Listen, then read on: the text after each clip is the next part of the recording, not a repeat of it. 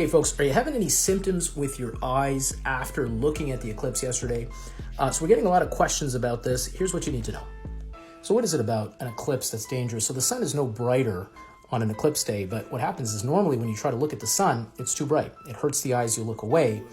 But during an eclipse, most of that bright light is blocked by the moon. And when you have that sliver of very bright light, you can actually look at it and you don't realize how bright it is and how damaging that bright light can be for your eye. So what's happening in that case is that all of that light gets focused on one part of your eye, the very back of the eye. You have a layer of cells called the retina, which is what takes that light and transforms it into an electrical signal so that your brain can see an image.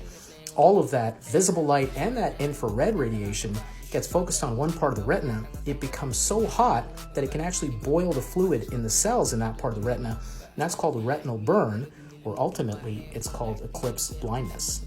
More broadly, that's called solar retinopathy, and that's why the most common symptom is actually a blind spot right in the center of your visual field in one eye or both eyes.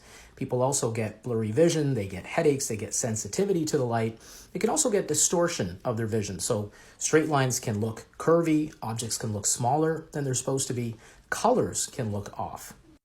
Those symptoms usually happen within a few hours of exposure. If you have looked at the eclipse and you're having those kinds of symptoms, go see your doctor. You'll need to see an ophthalmologist and get an exam of your eye. If you do have this kind of damage, the good news is that it usually heals. It usually gets better within a few weeks or a few months. But if the damage is really bad, in some cases, it can be permanent.